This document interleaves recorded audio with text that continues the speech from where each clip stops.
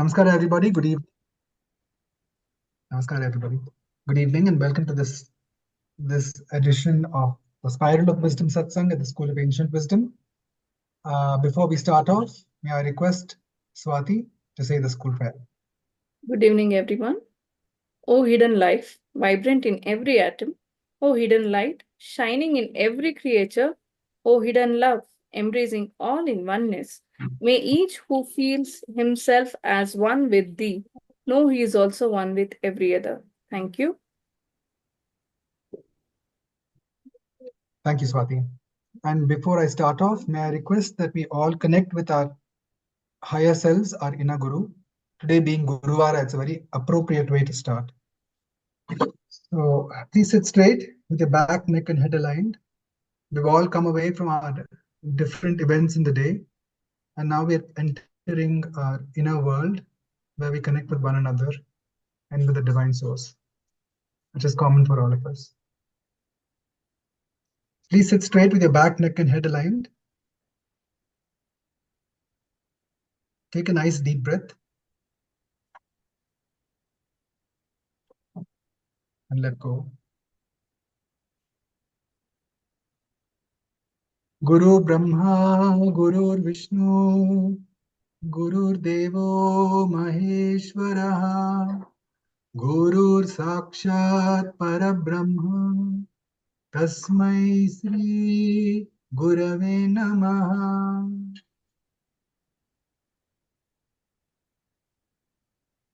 Let our higher wisdom guide us to get the best out of this satsang and spread it to our communities. So, as Swati was mentioning last week, we have a very unusual topic today from a very unusual speaker who will share her wisdom. Dr. Ramya Mohan. She serves as a coffee quality specialist at the Coffee Board, the Ministry of Commerce and Industry, Government of India, with over 9 years of dedicated service. With 17 plus years of experience in coffee quality, academic leadership and research, Dr. Ramya has developed proven expertise in sensory evaluation, coffee value addition, and quality management. As a coffee Arabica grader and coffee processing level 2 Robusta professional, Dr. Ramya is passionate about driving innovation from bean to cup. She conducts organoleptic evaluations and capacity building workshops for stakeholders, while also coordinating the postgraduate diploma in coffee quality management and the Kapi Shastra training programs. Additionally, she heads the Coffee Board's social media cell and branding initiatives, actively engaging with coffee enthusiasts and professionals to promote India's rich coffee heritage. Now, the topic for today's satsang is the alchemy of coffee brewing and mindfulness. So when I first read this introduction, I too was wondering, we are a group of spiritual seekers from various denominations, and how does coffee and a coffee specialist such as Ramya connect with being a spiritual seeker? But we're definitely going to find out, because the alchemy of coffee brewing and mindfulness is not a topic that one normally comes across. So with great curiosity and with a great deal of gratitude, we welcome Dr. Ramya Mohan to share her wisdom today with us. Over to you, Ramya ji. Thank you. Thank you very much for giving me this opportunity to talk about coffee in terms of mindfulness and spirituality. So, because I heard about the School of Wisdom, and then the information when he came and met here, and then I further spoke with Swati regarding this topic as well. So she said, yeah, it is connected, and yes, we can have it in one of our satsang. And then she had continuously followed up every week, and now we are in this satsang today. I have a small presentation and also a very simple demonstration of one of the brewing technique that is very most commonly done in households these days by home brewers. So we'll start the presentation. I will just share my screen. Please do.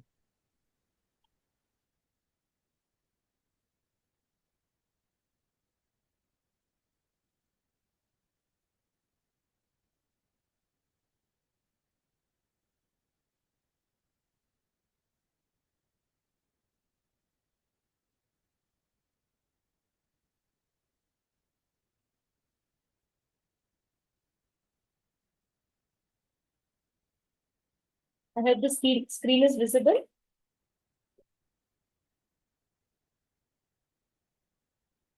Yeah. So, alchemy of coffee brewing and mindfulness, a harmonious ritual.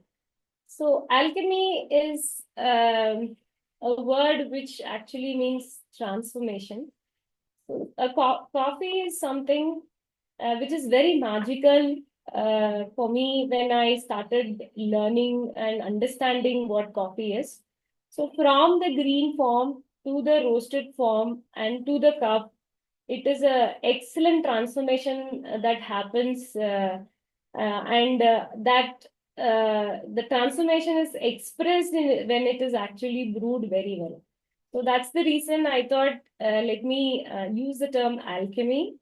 And also, we are going to touch upon many of the topics in this presentation, like we can have coffee as a meditative drink. So, and I will let you know what it is and how was it done in the past. And then we will touch upon art of coffee brewing. And in this session, we will show you a small demo how coffee can be brewed in a very mindful way. How it can actually, while brewing, how you can feel better. And then I will also touch upon few points on how coffee is connected to our mental health and what is mindfulness and what are the benefits, and also how to create a nice mindful coffee brewing routine. Because coffee drinking is not just drinking a beverage, it is much, much more beyond that. So I thought I will touch upon that, and also how to make this as a mindful ritual and get the best out of it, and how is it very well connected to the meditation as well. Coffee as a meditative drink is not new. There are a lot of videos in YouTube and everywhere where people talk coffee meditation as a very completely new topic, but it isn't. It is a meditative drink right from when it was invented. I hope you all know that Ethiopia is the birthplace of coffee, and the ritual in Ethiopia is completely. I'm sorry. Is the screen clear? I think there is a glitch. Yes, yes. No, I cannot see the presentation. That's the problem. Just a minute.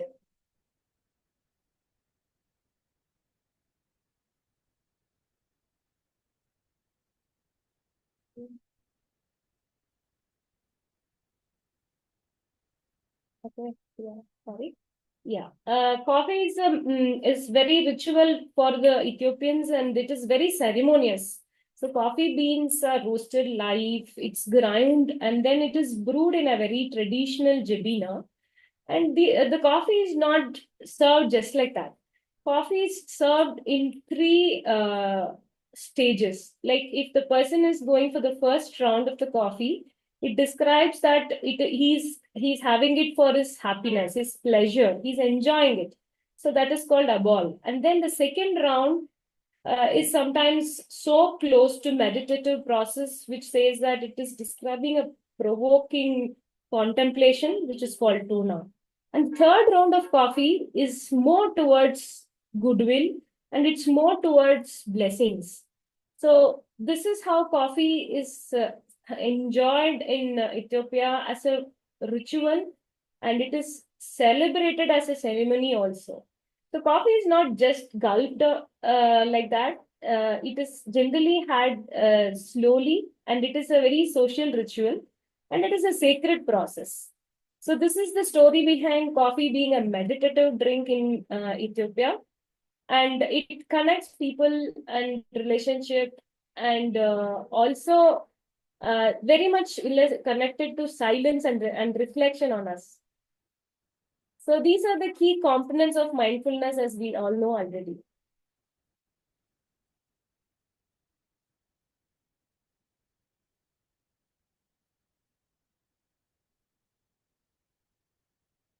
Next, coming to MN. MN is again a very there are the Sufi saints. The story of Sufi saints is very popular in MN. The Sufi saints use coffee for keeping themselves awake for a long hours of night. So they pray long hours, and in remembrance of God, in order to stay awake, they keep having coffee as their beverage, and they will also have it slowly, and it is always consumed in silence. And also they used to continue their spiritual chants as and when they drink their coffees. So just as Sufis brewed coffee to deepen their presence, we can also brew coffee, slow down, and be present. So now we are in a very fast moving world, and we keep running fast and forward, and we are not in any meditative state. So meditation is also becoming very tough for us to do these days. But when we start understanding how to brew a coffee and how to drink it mindfully, it becomes two in one. We can enjoy it as well, and we can get into a short few moments of meditative stage as well. Next, coming to art of coffee brewing. Coffee brewing is actually an art. It engages all our senses. So we are not. It is not fruit juice or something. It is art which is to be means when we do when we prepare it and when we drink it, it requires a lot of patience, lot of attention and care. So what I'm talking all these while is not a very easy beverage where we take a cup of milk and put a spoonful of powder and just mix it and drink it. So that is general instant coffee and all that, which is easy to prepare. But what I am talking and I am going to demonstrate is about brewing coffee, which is generally the roasted and ground form of coffee. The coffee is harvested from the plant, and it is processed, and then it is dried, and then it is roasted, and after roasting it is ground. So this is the process where which the coffee grows and goes, and there is no too much of other changes. So if this is the actual contribution by the mother nature to us.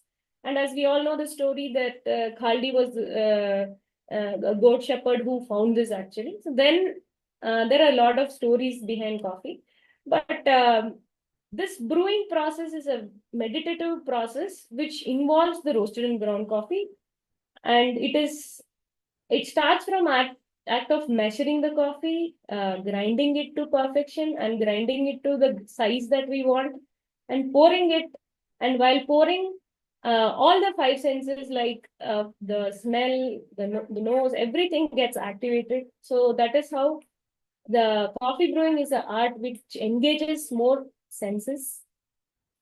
And if you see, this is the coffee flavor wheel. This is generally used by coffee tasters. So coffee tasters, when we do tasting and when we do analyze the coffee by tasting it, like you all know about wine tasting, coffee tasting is also very close to that. We slurp the coffee, we taste the coffee, we figure out what are the different flavors that is there in coffee. So this generally used by coffee tasters, and it is developed by Specialty Coffee Association of India.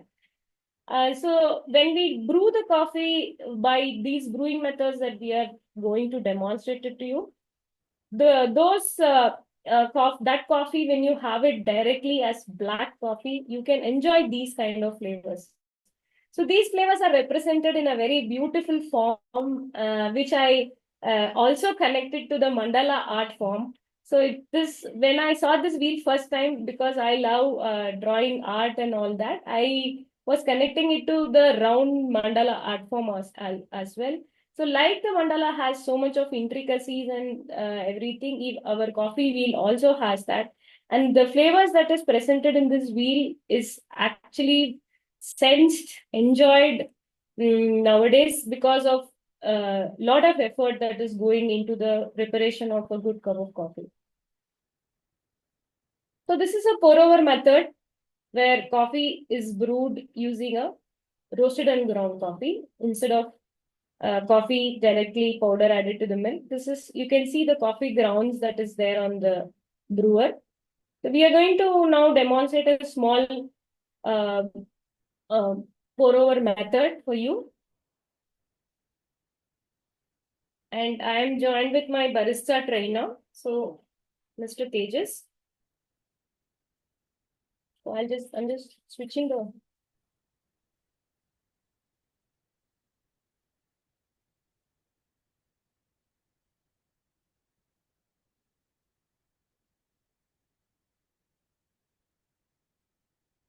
Can you all see our coffee setup? So this is a small brewing setup that we have prepared and made it for you. So you have a beautiful plant here and some lamps lit, and also a music with you. Can you hear the music? No?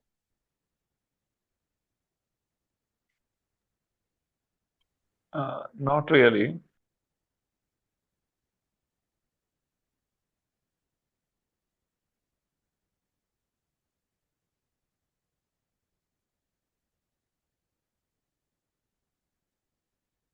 So this is a pour-over technique where the filter paper is placed inside the carafe. P60 pour-over method, where the coffee goes in.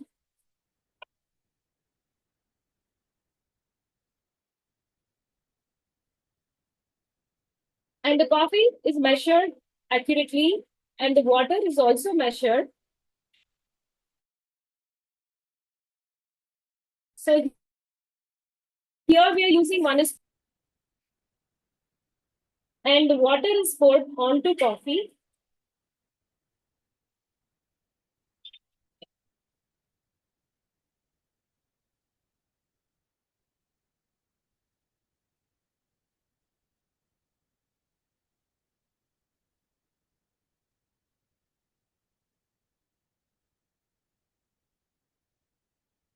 It's purely a meditative process where you can start hearing the sound of water pouring onto coffee, and you can also enjoy the aroma of coffee that is coming when it is brewed, and you can also observe how the coffee is dripping.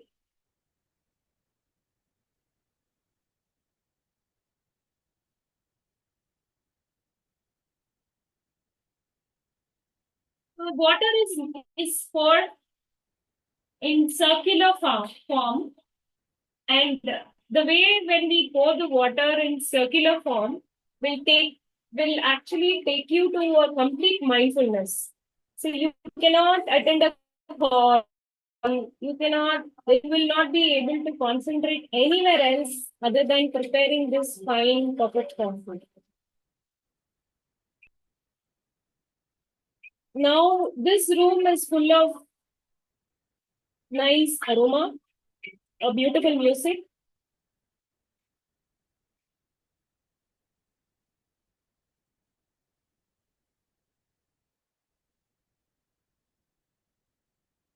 And once the coffee is brewed, the total time of brewing is just 2 minutes 30 seconds.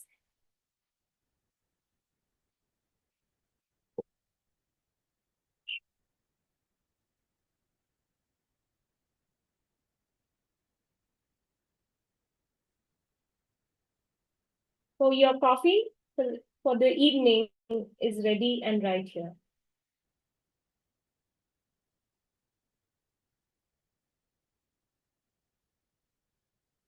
So now, after brewing, the next is to enjoy the tasting of coffee. So this is one of the methods. Coffee is brewed every day in general, in homes. And you have another method called French press, which is, I think many of you might have seen. This is also a very good method of preparing a beautiful cup of coffee, which is very bold, which is very strong, and it has nice oil in it. And when you drink it, all your senses will be filled with the coffee's mouth feel. So we call it mouth feel, which is generally a feel towards the coffee, which is very smooth, rounded. So this is how we also explain a good cup of coffee. So this method of preparing French press is also very meditative. So I used to say the coffee grounds and the coffee is brewed, and when we actually complete the brewing, we plunge it. So the process is called plunging. So when you plunge the coffee, all the coffee grounds will settle at the bottom, whereas your coffee brew comes on the top. So I used to mention it saying, this is how a good and a bad is being separated in a very nice, subtle way. So we will now demonstrate that to you. So this is coffee that is added into and water is poured to the coffee. Here the coffee is ground very coarse. So now water is being poured in a circular motion very slowly and gently, opening up the flavors that is locked inside these beautiful beans, which is ground very coarse.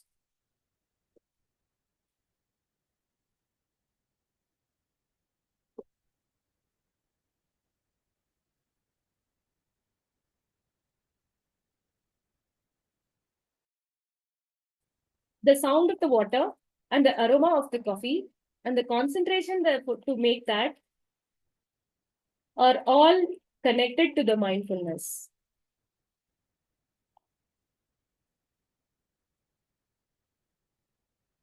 This is left for 4 minutes, and then it's plunged on the top to separate the coffee powder and the coffee brew. So in the meantime, we will want this is smoker pot, which is again a easy method of preparing coffee. This is also called everyman's espresso. So like this, there are multiple methods that is there in the world and also in India, so where the third wave, fourth wave cafes are all regularly using even in the cafe segments. All these brewing process are in a way very meditative. While we are doing these methodologies, we are also concentrating on balancing the flavors, like the way we are balancing our life. So effect of there is very fine line between under extraction, over extraction, and it is important for us to find the sweet spot. So that's how preparation of coffee also needs balancing.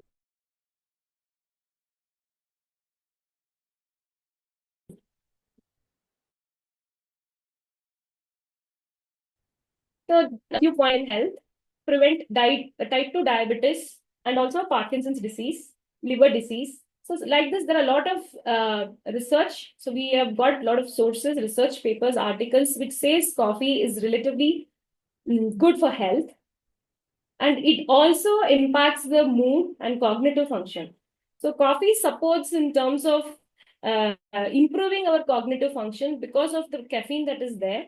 And there are a lot of meetings that is nowadays, which is concentrating on providing coffee to keep people mentally alert and stay focused.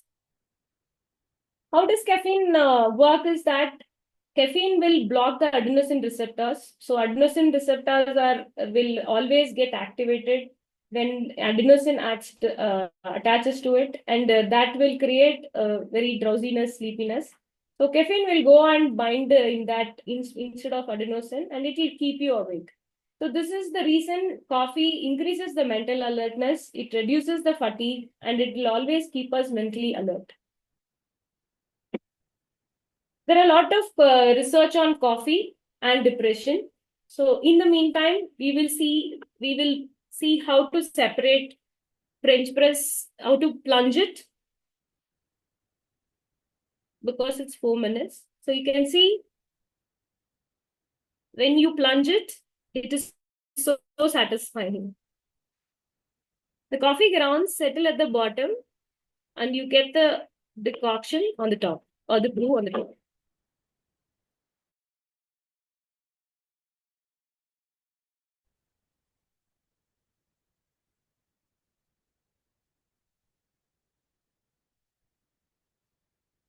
This is a freshly brewed coffee, which is more aromatic and flavorful, which is more bold, bright, and enjoyable.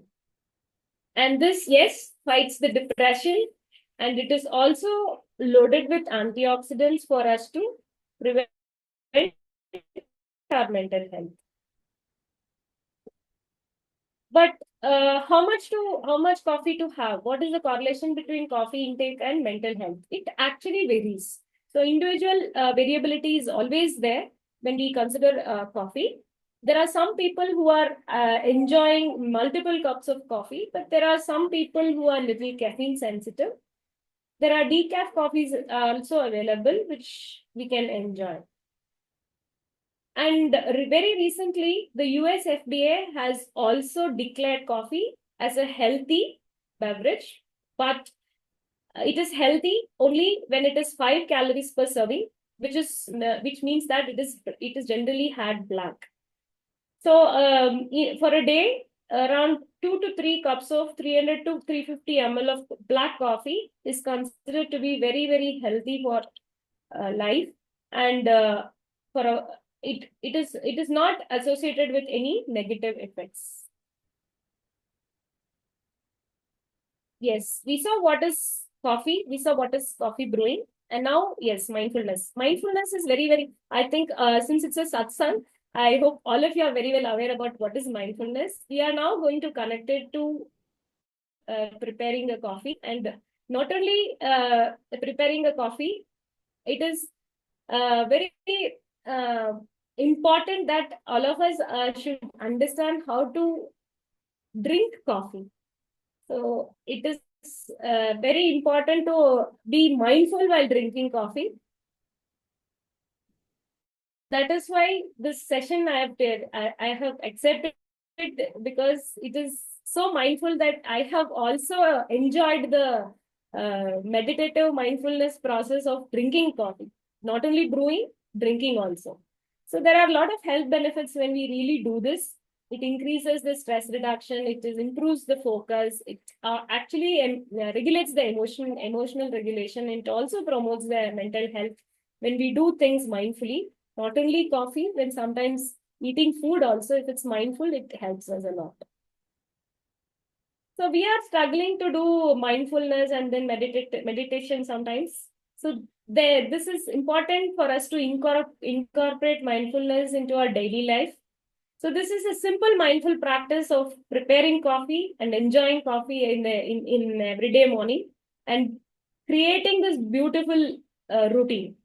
So if you see, this slide, the right side is my home. This picture I clicked it just this morning. This is a very simple, economical coffee brew space that I have created for myself in a very corner of my house, and setting it was very easy and simple. So this is how coffee can be enjoyed by putting it in a very calm brewing space. You can create a serene environment and organize it, keep it clean, and incorporate calming elements like the plants and soft music, and enjoy coffee by peacefully brewing it.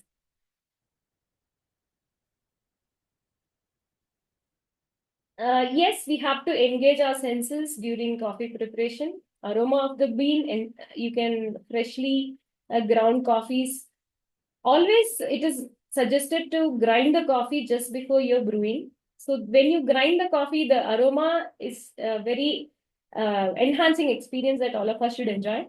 And the sounds of brewing, which is for our ears, and the visual appeal of coffee, the way it brews and its rich colors and textures is very inviting. And by this way, we can practice presence and awareness, focus on the process, and it gives us an immersive experience. Coffee is not a beverage, I can say. Coffee is an emotion. Coffee is an experience. So, like I said, not only brewing, drinking is also very important. So we have to engage the senses, savor the taste of the coffee, and also connect the beverage with meaningful connections. And we can also create a sense of calmness every day and enrich ritual every day. And we can take quick breaks even in the office area or wherever we are.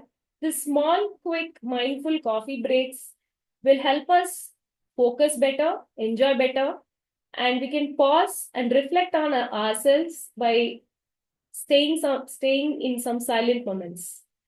Coffee drinking in silent moments is always very enjoyable. Nowadays, there are a lot of specialty coffee that is there in the market. These specialty coffees will give us varieties. So this earlier it was common beverage. It was a commodity beverage. It was so common for everybody. There were no much variability. But whenever there is more variability, it is an interesting aspect. I used to say, why are we watching reels in Instagrams and YouTubes very easily every day? We used to watch and keep watching because it gives us variability. So similarly, this specialty saga it gives us more variability. The platter has a lot of different things, lot of nuances, lot of options for us to enjoy. So that is what is taking this coffee industry to the next level. And this mindful brewing and mindful drinking will uh, help this specialty coffee segment and also help consumers to enjoy this beverage in a different way. The new trends and innovations are every day there is something new, every day there is something innovative that is happening in the coffee industry. And yes, this is all about coffee, its ritual, its appreciation, and the sense of presence. Session is open to discussion.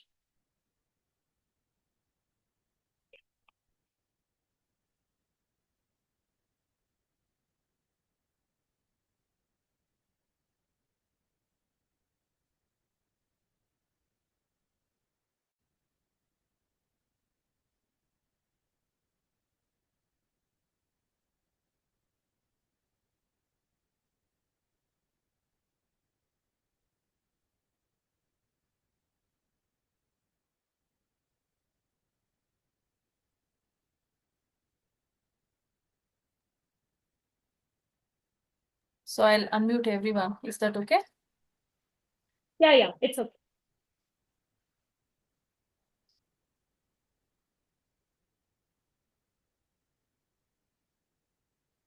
Just a moment.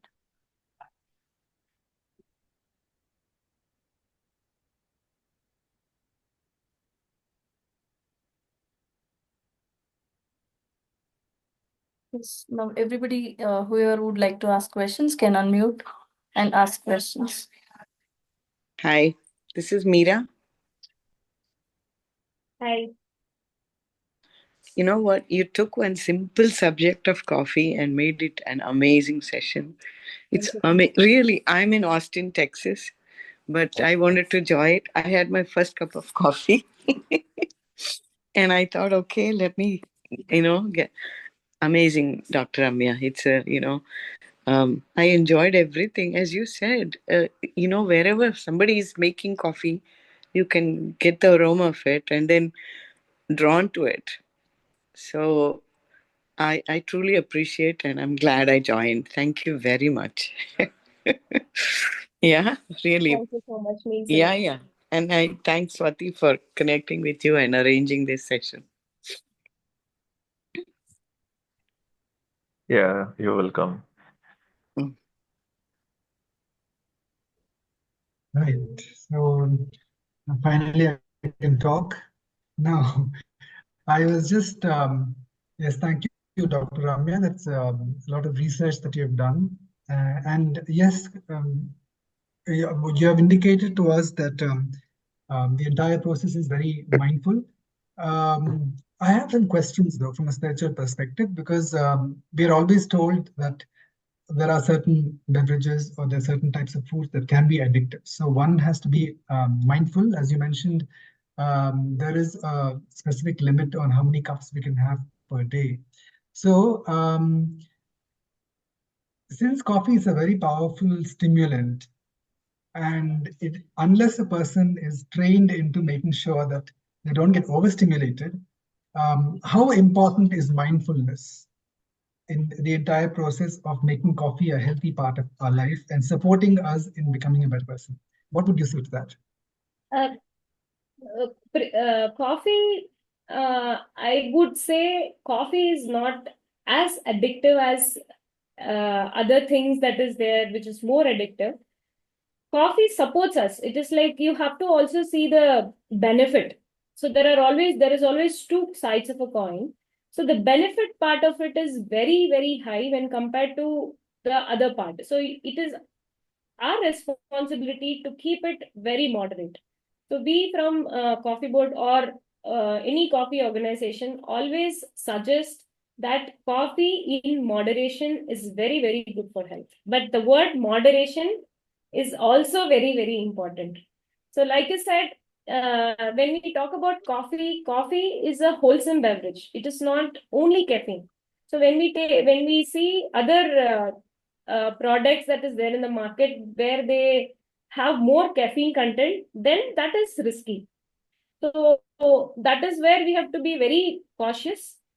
Whereas in coffee, it is a wholesome beverage. It also has some other uh, good chemical compounds which actually complements each other. So now I can talk about my own self.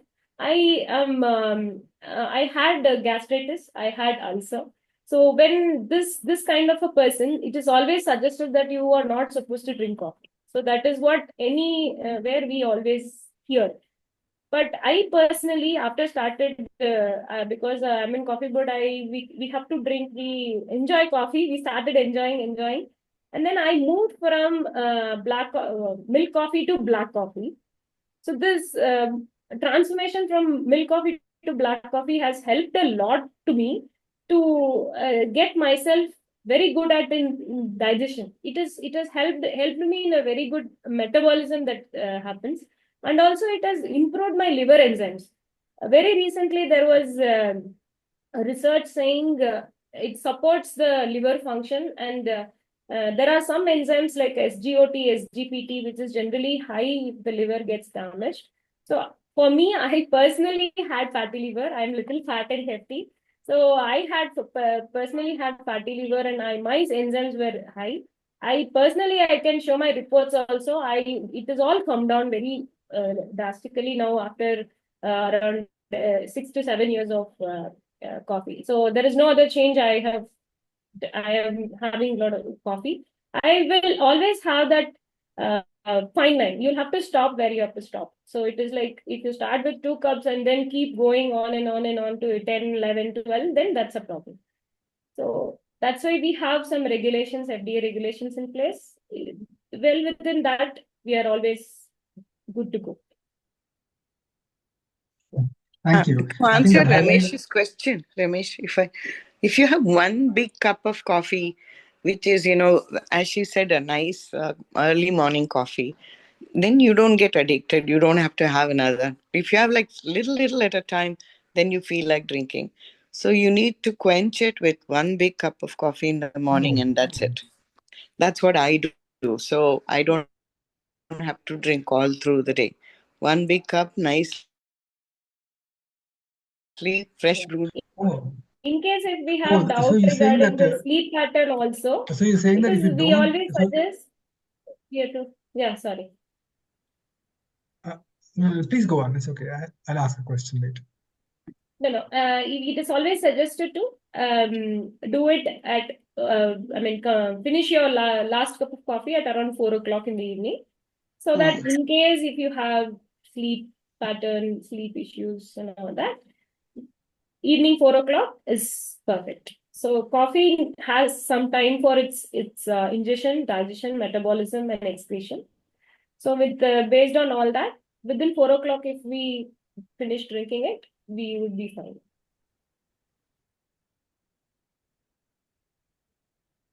So just a question once again for Meera, that if suppose you're a regular consumer of coffee, you drink once a day in the morning, a large cup. So suppose you don't get a cup of coffee the next day.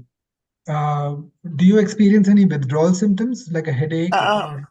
Not really. I would love to have one cup coffee in the morning, but if I don't get it at all, because some places when we go, especially when we travel, we may not get it.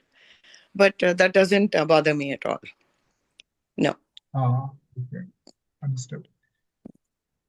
Well, if anybody else has any question, please No, I do want to know ask. which one is best, either Arabica or pea berry, all those blends they say. So, which is best for us to consume?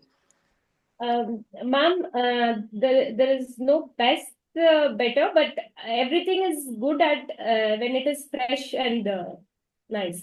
So Arabica is little more um, fruit characters, little more acidity. Means acidity not in terms of the other acidity. It is nice. You get apple-like acidity and all that. So Arabica is more appreciated in terms of flavor also. Now, when we consider Robusta, especially Indian Robustas are again not, it is very well sought after. They are very good in their cup. They have more chocolate characters. So it is again the palate. So when we want more chocolatey roasted nuts coffee, we can choose Robusta. But when we need more flavorful and complex coffees, Arabicas are there. So there are a lot of blending techniques which actually brings out these flavors in combination. So that is the point is like it has to be fresh, number one. And if you're brewing it, you have to grind it fresh. This is also very important. So freshly ground coffee is always very good. But why do they mix chicory in that? I mean, they usually, when we go, they'll say, do you want 80, 20, 70, 30? So Correct. why do they do that? I mean, is it a necessary? Chicory is generally added when we want to have coffee with milk. So that is traditionally it is there in India. Yeah. When our style of brewing coffee is to put it in milk, add it with milk and also sugar. And our palate is different.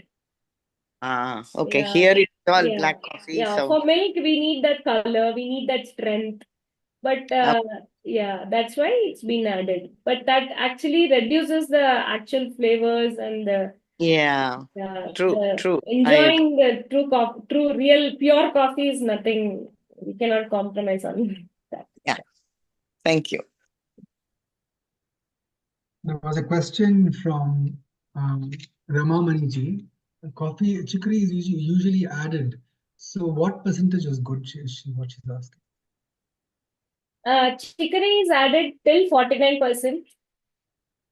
As per the standards, but people are not nowadays. People are not adding so much. Nowadays, the ratio have come down to much lower levels, and there is also FSSI regulation which is coming, which insists on putting the front of pack labeling saying how much coffee, how much chicory for to keep the people informed about it, and people can purchase by seeing how much coffee and how much chicory is there in a packet. So Coffee Board is also working to reduce the standards, reduce the chicory standards. So I can, I think really what the essence of today's satsang, which is, thank you, Dr. Ramya. It is really a very well researched, and really appreciate the effort you put in. It's your field, and you've really done a very nice job.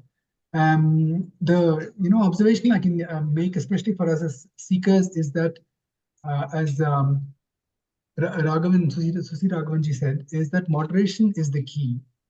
And also maybe moving to black coffee, maybe a good suggestion, she says. So it can be a very meditative experience because it is a stimulant and a very involving one at that. It does involve all our senses.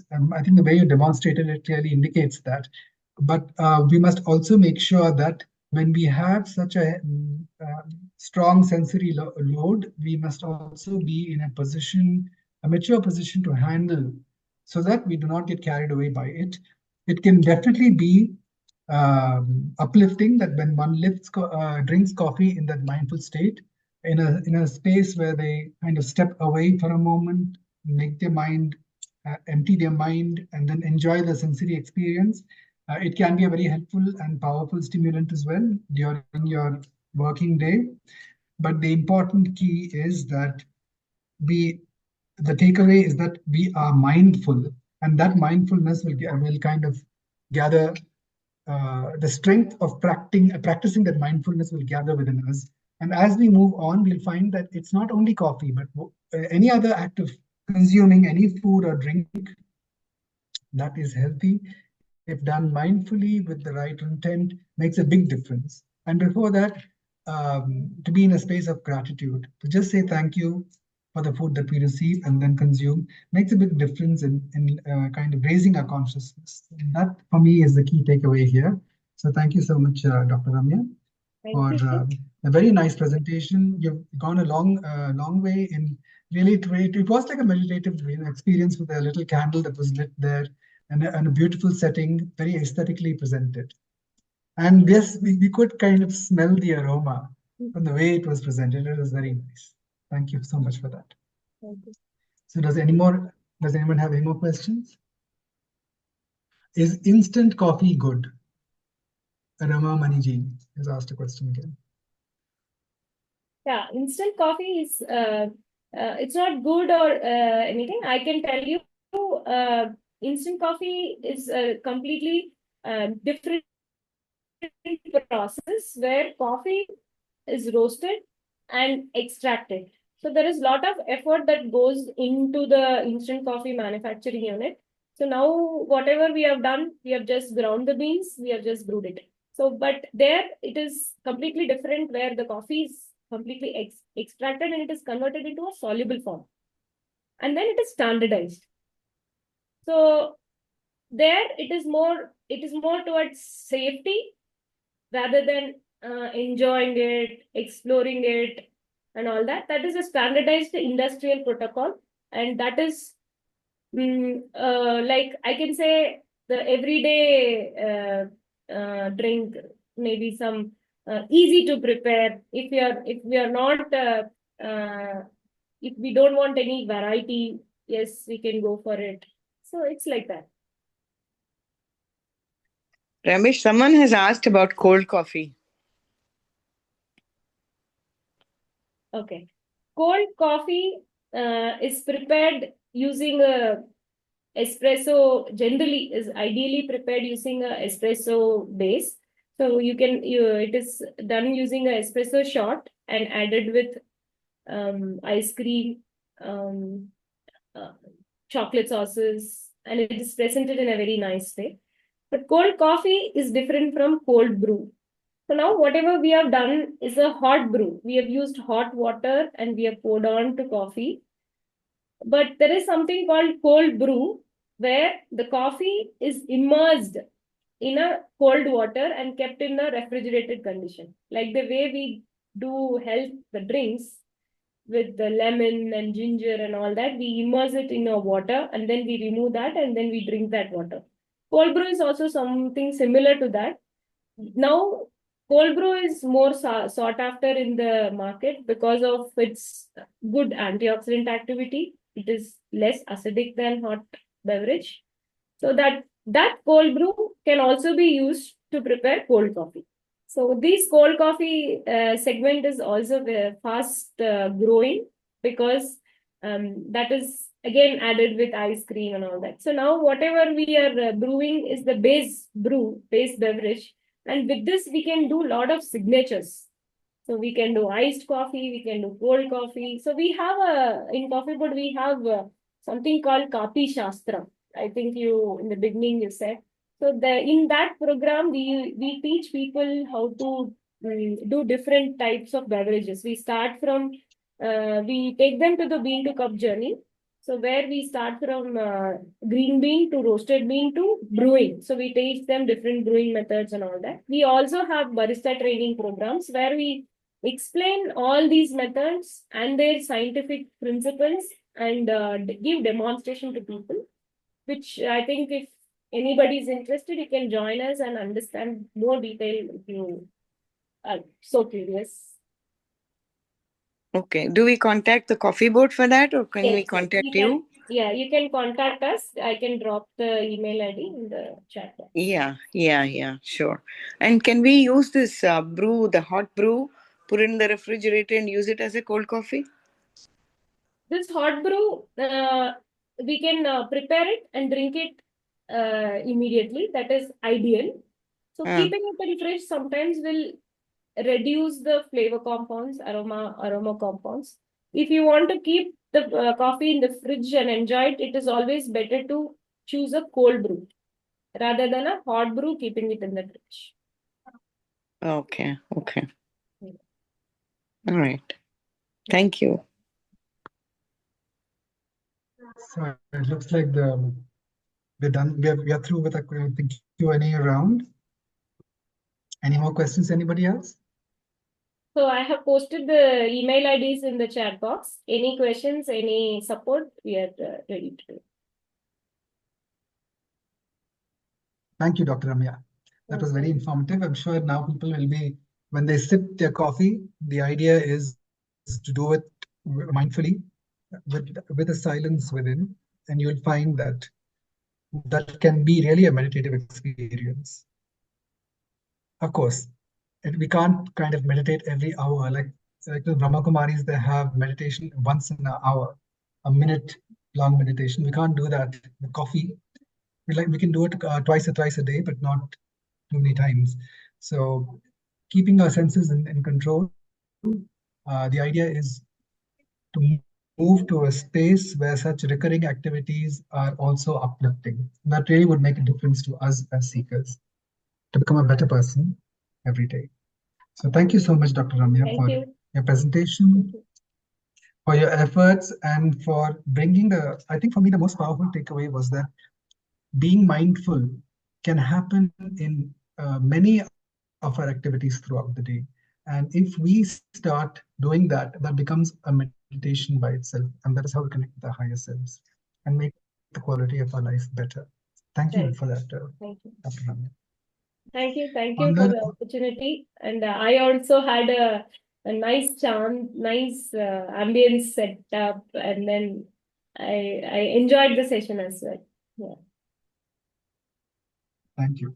So on that note of gratitude, let us all sit straight with the back, neck, and head aligned for the Loka Samasta. Please remember your loved ones, those in your communities who need prayers, who need support, either financially, relationship-wise, or health-wise, and your communities at large, and the world at large. Please sit straight with your back, neck, and head aligned. Let us connect with each other in the space of silence. Take a nice deep breath.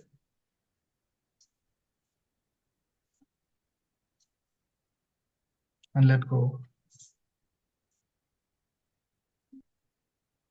Observe the silence within, the language of the soul. It centers us in our meditation and connects us with each other. Loka samasta sukhino bhavantu. Loka samasta sukhino bhavantu. Loka samasta sukhino bhavantu. Om Shanti Shanti Shanti. Om Tat Sat Brahmarpanamastu. Thank you, everybody. Thank you. And this is Ramesh, your host for the School of Ancient Wisdom for the Thursday Satsangs. So till next Thursday, the same time, same place.